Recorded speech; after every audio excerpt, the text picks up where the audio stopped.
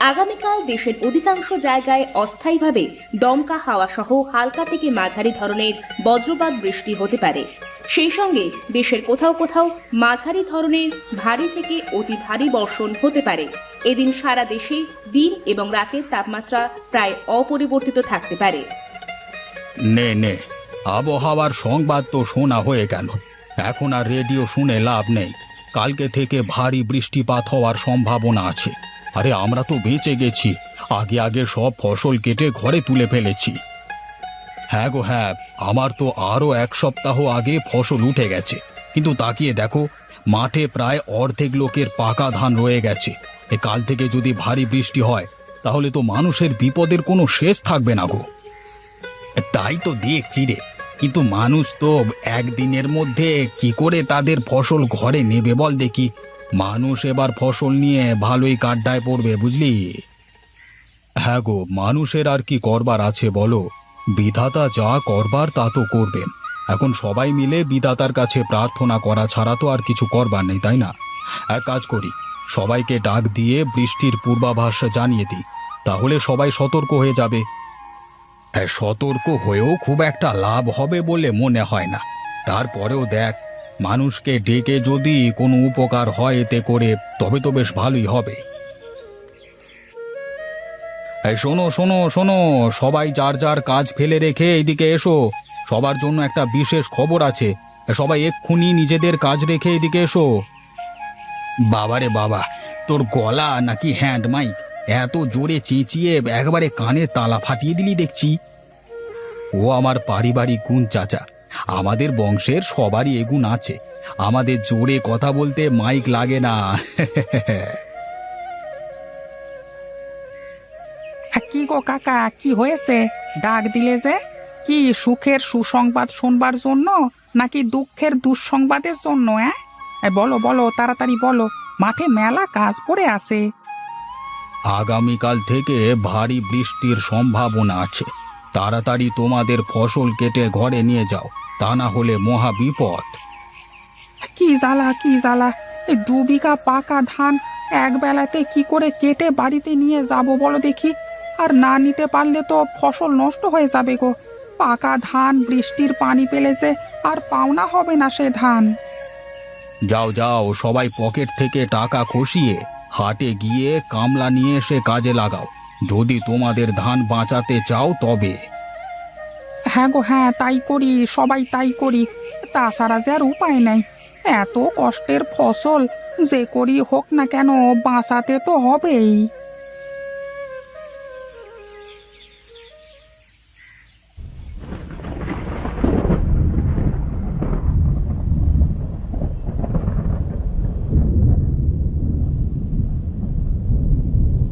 দে দে, তাড়াতাড়ি আমার হাতে একটা একটা করে দে ধানের আঁটি, আমিও ভালো করে গাড়িতে সাজিয়ে দিই।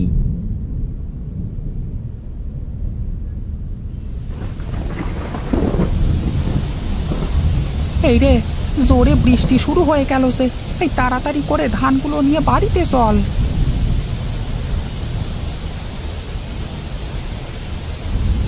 কি কথা, চিন্তিত দেখাচ্ছে কেন তোমাকে? কি হয়েছে? সেই মাঠ থেকে এসে এখানে যে বসেছো, তারপর তো আর কোনো কথাবার্তা কিছুই বলছো না আমার সাথে। কথাবার্তা কিভাবে বলবো গিন্নি? মাঠে অর্ধেকের বেশি পাকা ধান রয়ে গেছে। এমনিতেই আমাদের জমিটা অনেক নিচু। শুধু আমাদের জমিটা না, মাঠটাই তো অনেক নিচু জায়গায়। হালকা বৃষ্টি হলেও ওখানে অনেক পানি বেঁধে থাকে।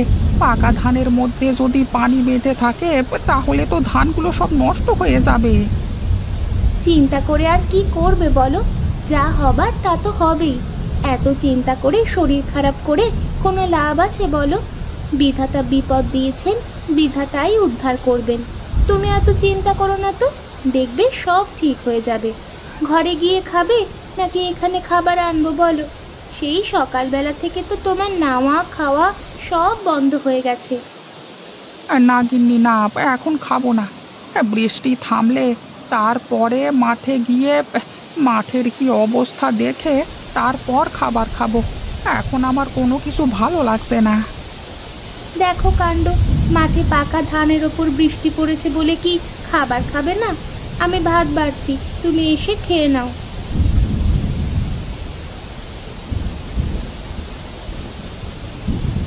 কোথায় গো, তাড়াতাড়ি এসো, খেয়ে নাও।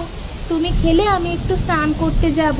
তাড়াতাড়ি এসো, আমার অনেক কাজ পড়ে আছে।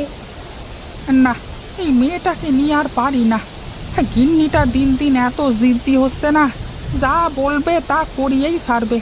যাই যাই, সে একবার যখন বলেছে তার মানে ভাত খাইয়েই সারবে আমাকে। এখানে বসে থেকে লাভ নেই, তাড়াতাড়ি গিয়ে ভাত খেয়ে আসি।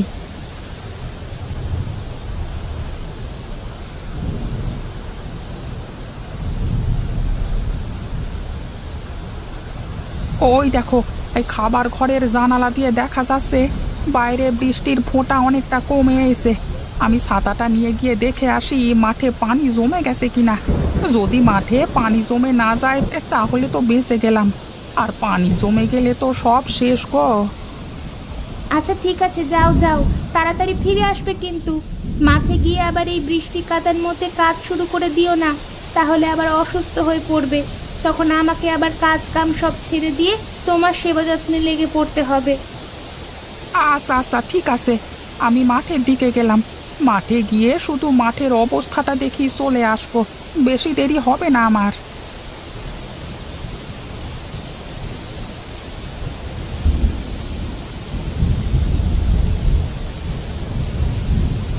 যাক বাবা, বাঁচা গেল। মাঠে তো তেমন পানি জমেনি। যদি আর বৃষ্টি না হয় তাহলে কালকে সকাল থেকে আবার ধান কাটতে পারবো। যাই যাই, এখন এখানে থেকে আর কোনো কাজ নেই, বাড়িতে ফিরে যাই।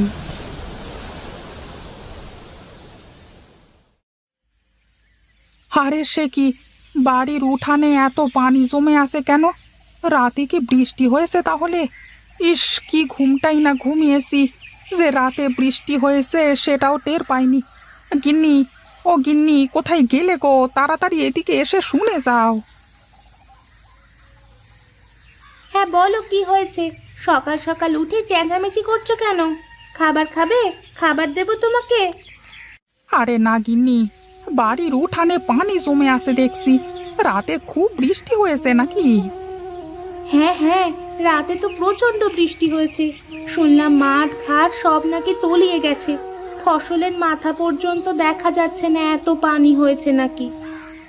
হায় হায় হায় হায়, আমার কি সর্বনাশ হয়ে গেল! এখন আমি কি করব?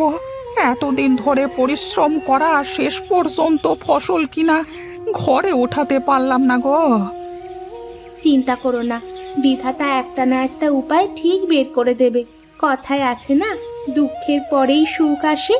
এসো, তুমি কটা খেয়ে নাও, আমি খেতে দিই তোমায়।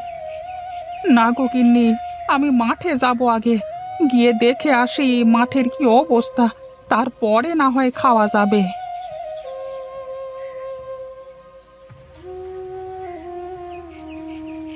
আরে রামু কাকা, তুমি এখানে বসে আছো যে?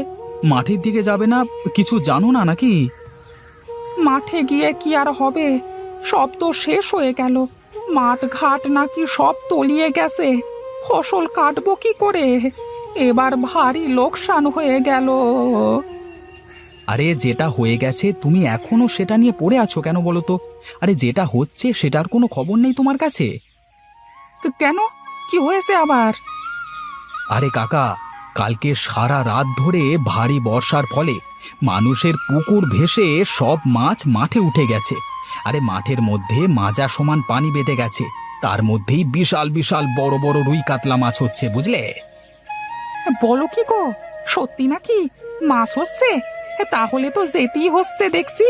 গিন্নি, ঘর থেকে থুরকুসটা দাও তো দেখি।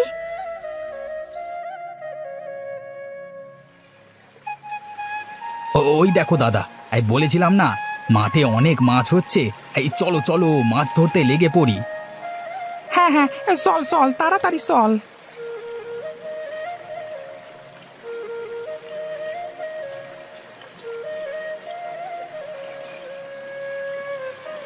আরে কানাই, তা থাক রে, আমি গেলাম।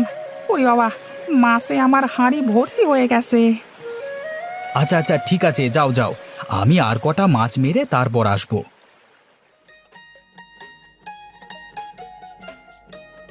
গিন্নি, ও গিন্নি, হ্যাঁ, কোথায় গেলে? তাড়াতাড়ি বাইরে এসে দেখো কত মাছ ধরে এনেছি আমি।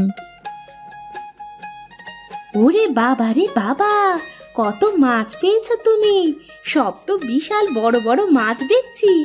এত মাছ তো আমরা খেতে পারবো না, সব মাছ তো নষ্ট হয়ে যাবে গো।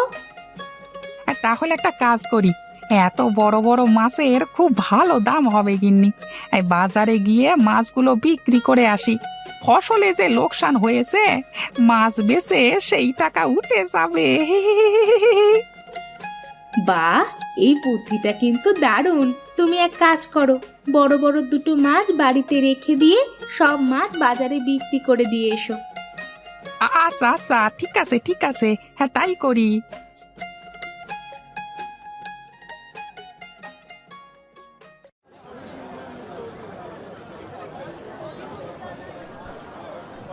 হ্যাঁ, আসলেই এই জন্যই লোকে বলে বিধাতা যা করে মঙ্গলের জন্যই করে।